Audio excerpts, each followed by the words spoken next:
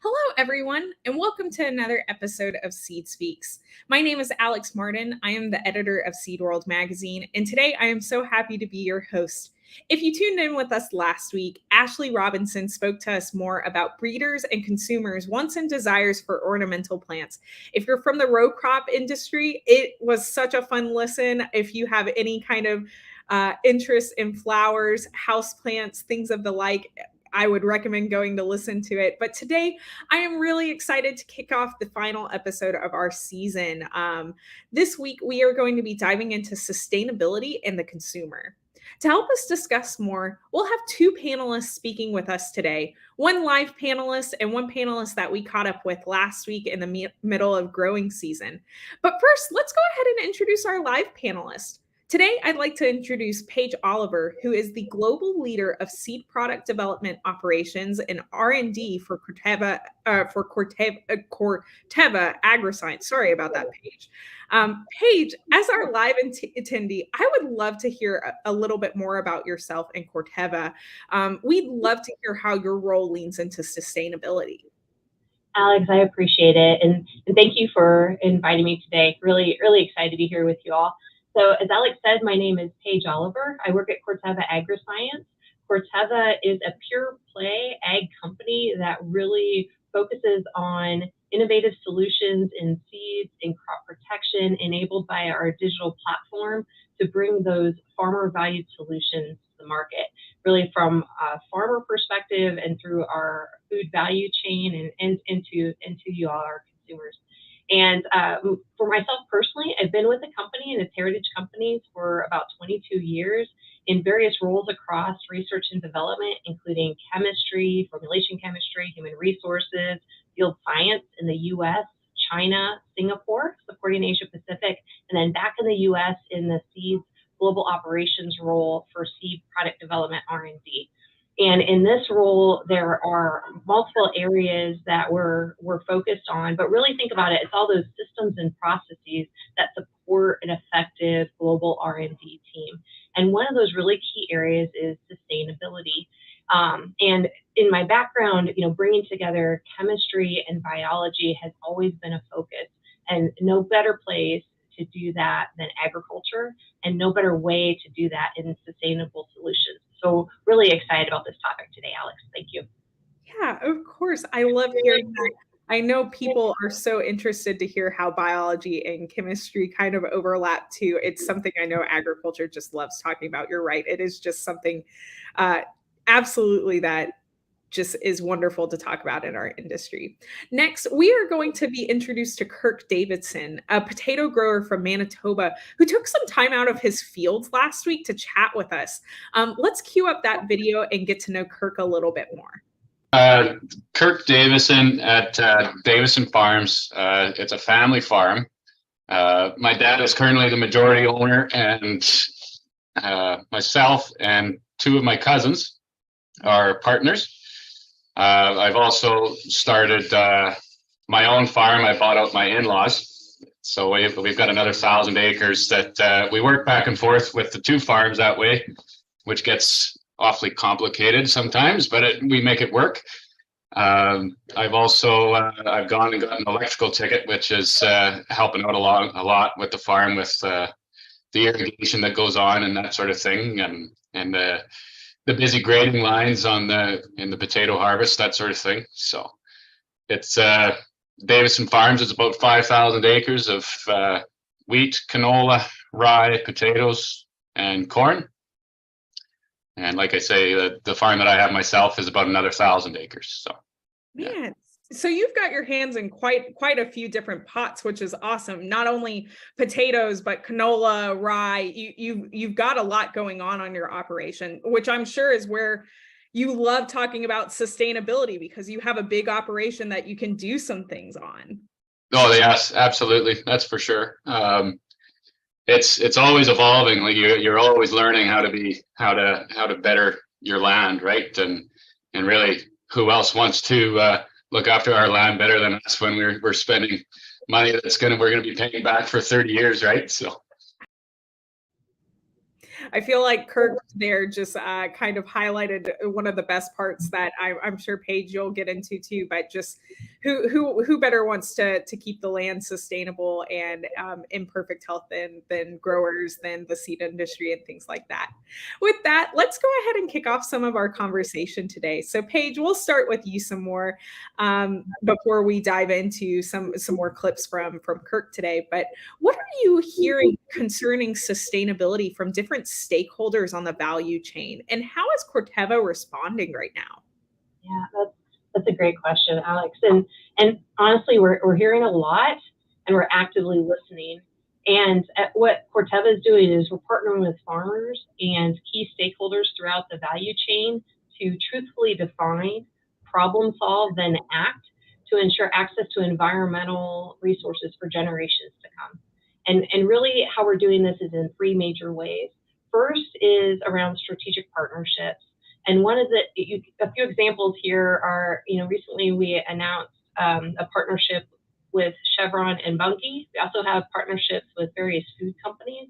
And those are ways that we can continue to hear feedback and hear thoughts around sustainability. A second way is that we're bringing to market our agronomic tools and practices that are going to bring value to the farmer. As you're hearing Kirk talk about just how long the solutions need to last and how long that value needs to be there. And so we're continually doing that in areas like our seed innovations, or bringing those reduced risk crop protection products, or how do we incorporate biodiversity into regenerative land projects that we have. And then the third one is looking internally. So how can we improve sustainability within Corteva? And there's a couple of ways specifically just to share for right now, and I'll give some more examples later. But one is our sustainable innovation criteria, bringing that into the beginning of our pipeline as we look at how we develop products in seeds and in crop protection. And the second is looking at how we reduce our greenhouse gas emissions, whether it's at our sites or our production facilities. So we know that our crop science innovation will be critical, Alex, to feeding and fueling the world sustainably. And we also know that global yields have increased 30% over the last 20 years, which is giving us a 40% increase in food production, which is outstanding. And really what that translates into is about 240 million hectares that we have prevented from coming into crop production, or there's been a choice of whether that comes into crop production. And to kind of wrap our minds around how much land that is, think about it as really the cultivated or the harvested land in the Western Hemisphere. High impact of what we've been able to do by increasing productivity on our current farmland. Absolutely. And then I'm sure along with that, I mean, that's a lot of endeavors that you're taking inside the company and outside the company. And I'm sure within that, and keeping your ear to the ground when it concerns sustainability, I'm sure some misconceptions pop up. So I figured we could clear the air. What do you think consumers need to know about sustainability? Yeah, this is a great question. And so as sustainability has been such a focus and really come into play recently for me personally and as part of my role, I also, as a consumer myself, I get really curious about it. And so I asked friends and family around, like, just what is sustainability? When you hear that word, what does that mean? And the most interesting conversation was one I had around the dinner table the other night. So it was with one of my teenage sons and my husband, and I just asked them, like, what is sustainability? I'm preparing for this panel, and I want to know your thoughts. And so my 15-year-old kind of gives me this look of, okay, mom, is this a read your mind moment? What's going on here? And so then I shoot him a look of, no, really, I want to really want to know what you think. And actually, his response is consistent with my own thinking, and then also with so many people that I've talked to, is that sustainability, that word gets used so much that it starts to lose its meaning. And we don't really know what's meant by it because it's on everything. It's being talked about all the time. And so I found that interesting. And then I asked him to give a specific example. I'm like, okay, if you could give one example of what sustainability would be, what is something that comes to mind to you personally? And actually, he gave a land production example. And so I'm going to treasure that one right there, Alex.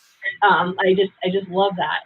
But really, in all sincerity, I ask you all to dig in. You know, it's hard to discern the truth. It's hard to discern the action as it comes to sustainability. So I ask you to dig into it. So if you're at a farmer's market, ask a farmer. That's why it's great to hear Keith or Kirk's perspective here to understand, you know, from a farmer's sustainability, what they're doing on the farm. Or if you have a favorite product or service or company, read their sustainability report.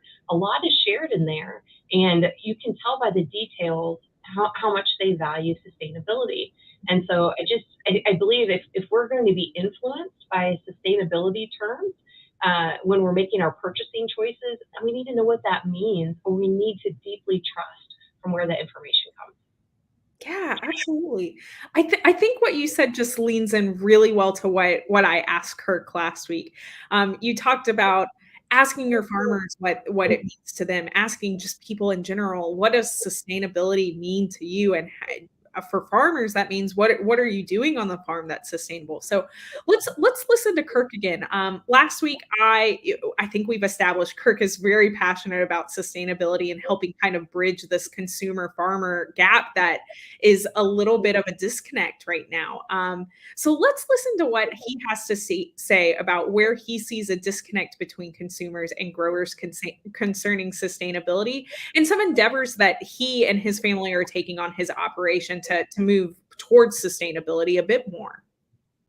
Well, you know, like any general consumer, when they hear the word farmer, are going to have an image pop in their mind that is so disconnected from what actually is going on.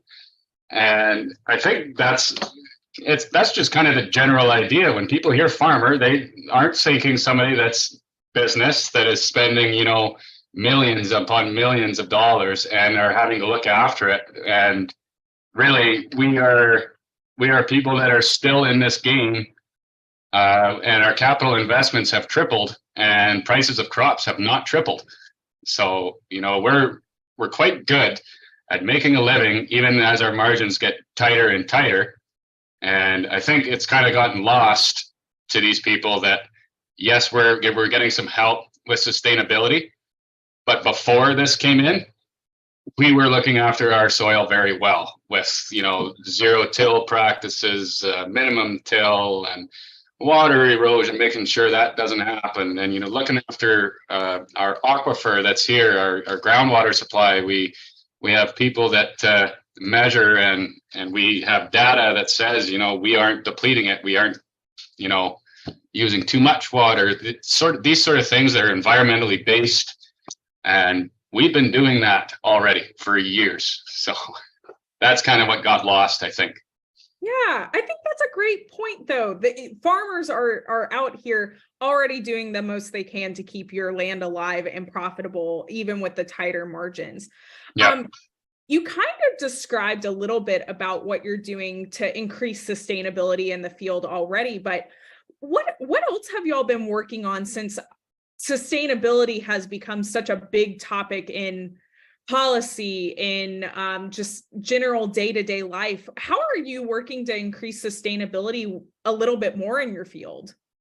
Okay, we've started with cover cropping. a fall rye crop goes in, you plant corn into it, you spray the rye out, and that field typically just stays green constantly, right? Like it's rarely not doing something. Pivots are the panels are capable of doing variable rate. You can make a section plan, where it's lighter, the pivot slows down. You can maybe put on a little bit more, fertilizer in those spots, and keep a field relatively evenly green all the way through it, even where you have lighter soils. Another thing I've invested in is I have a K-Tech scraper, and we actually build fields now the way we want them. We pick up topsoil from the dirty 30s when farming practices were not that great, and we put it back on the field, and now we're farming it, and it stays there the way that we farm now, right? We tried called grid sampling. So somebody goes out and takes a sample of the dirt in every 2 acres.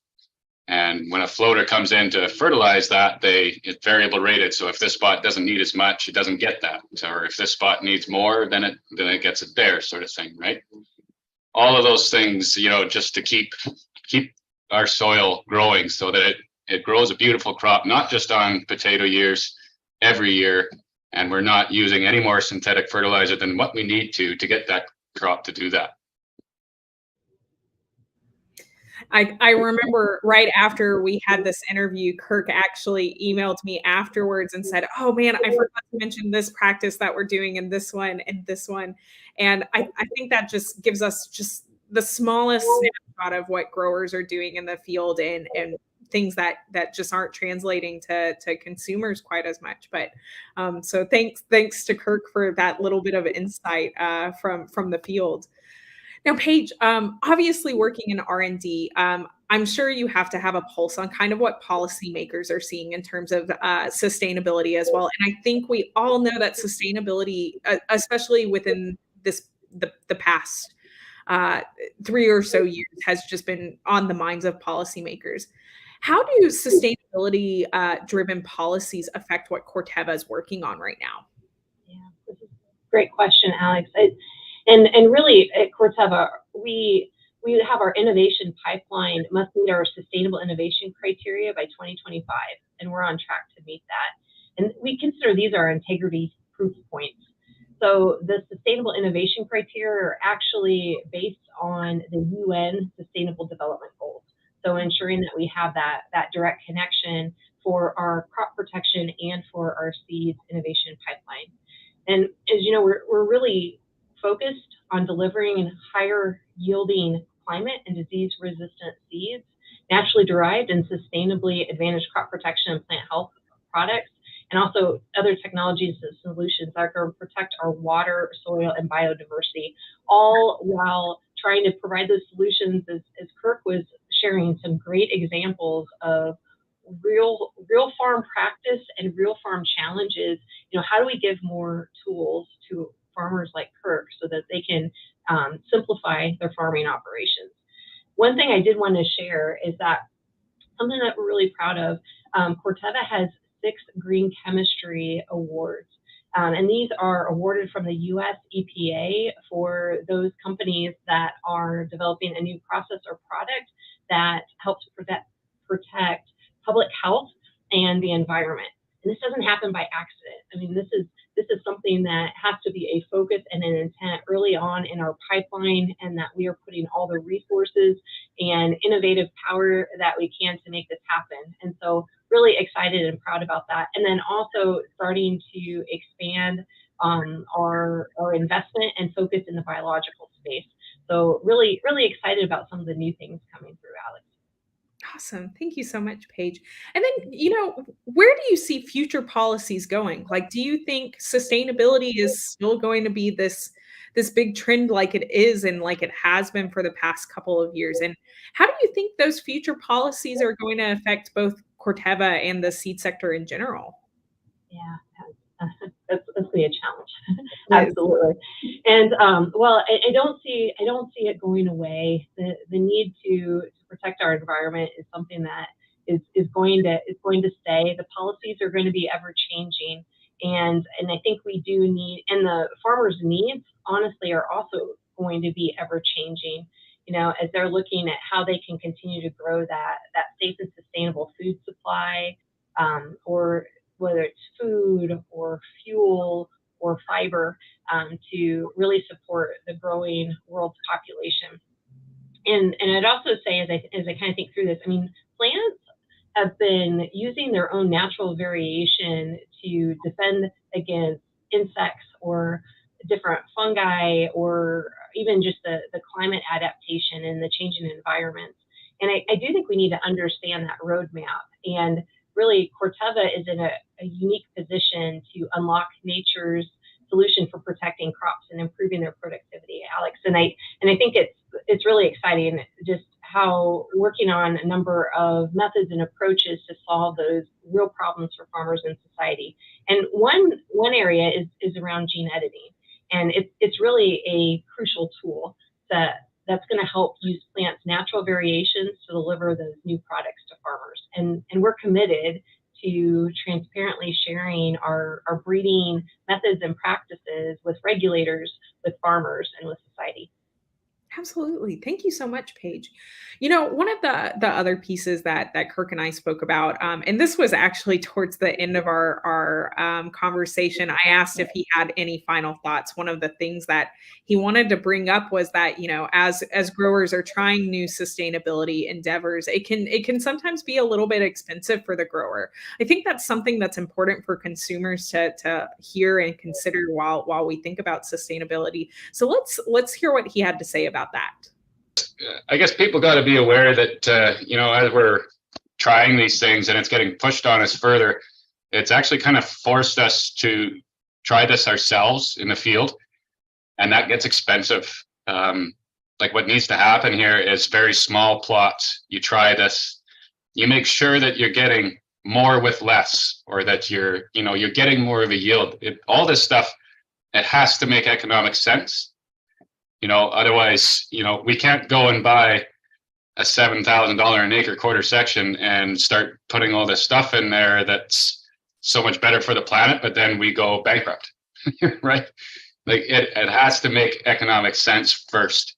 And for us to be going out there and trying it in, 160 acre field and then finding that it didn't work, that's trouble, right? So we have, with McCain and Simplot being right here where I am, we spend a lot of money, helping, and them helping us and us helping them try these things. And that's what needs to happen first. And if these things are going to work, we're going to need to be paid for it. What's going to happen when you get a frozen bag of French fries and it's got this sticker on it that says this was raised on a regenerative ag farm? That's getting closer and closer to, here is a organic food product, right? Organic food is typically far more expensive, right? Sure. And that's for a reason, because it costs more to make it, right? So I think that needs to be followed here as well. Is we're going to have to get paid for these sort of things. So. So it was nice to be able to hear some of Kirk's perspectives alongside of you, Paige, who I think you're working so hard, as you mentioned, to make sure growers are getting the best investment possible out to kind of mitigate some of these stressors that they're feeling from sustainability effects. But to move on, Paige, we've been spending this whole time talking about that there's this disconnect, and companies, growers, we're all trying to work on bridging it. How do you think growers and seed companies alike can get the word out a little bit more about what we're working on in terms of sustainability? Yeah. Well, honestly, I think episodes and discussions like this one help a lot. So thank you for putting this together, Alex. And we also do need to share our progress examples more openly. So at Corteva, sustainability really is at the heart of our business.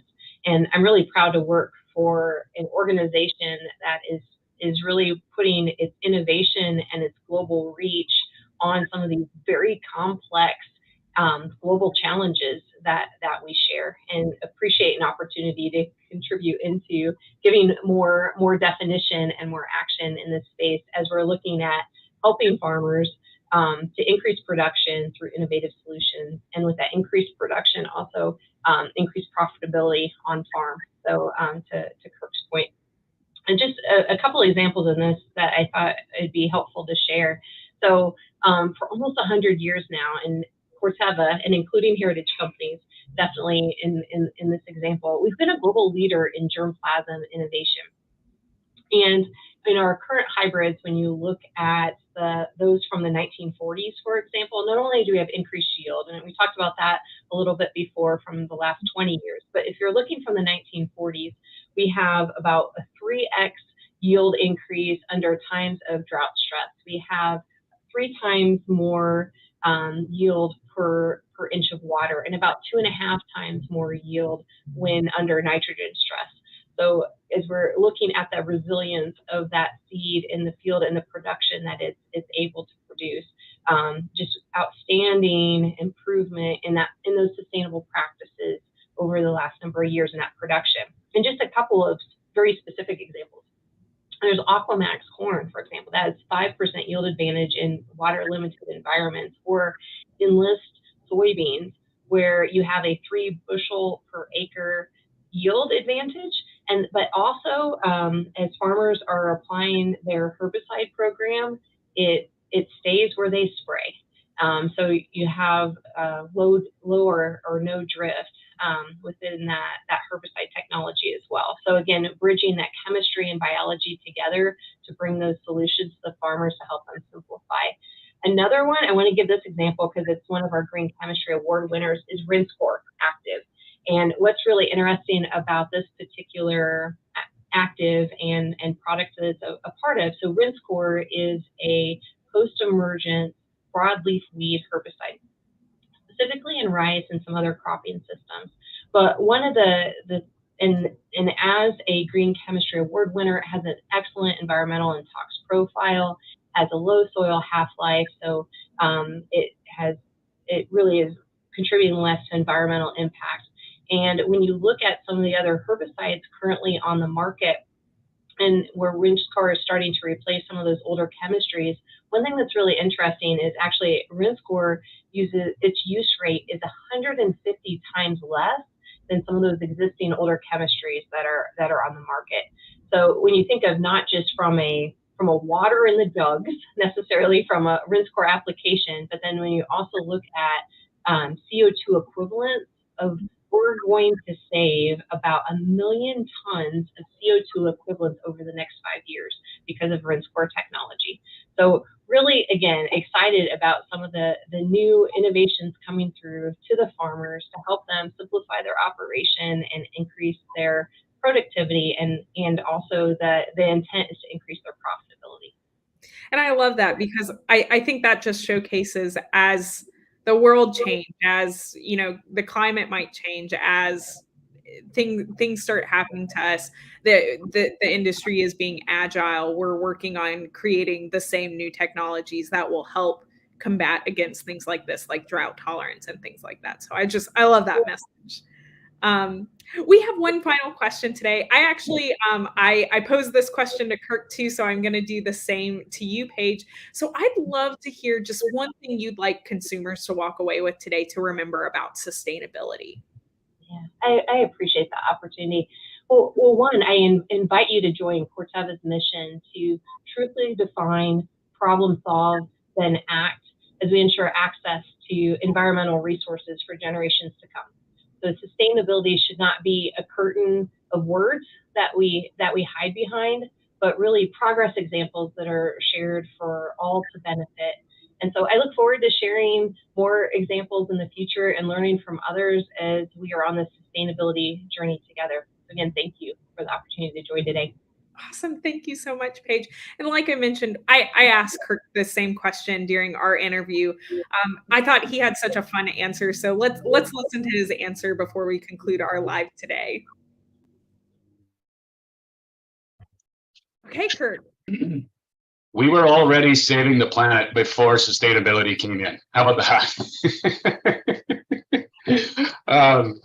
Yeah, that's the best way I can put it with how I feel about what's going on is we were never ever hurting, the planet. If you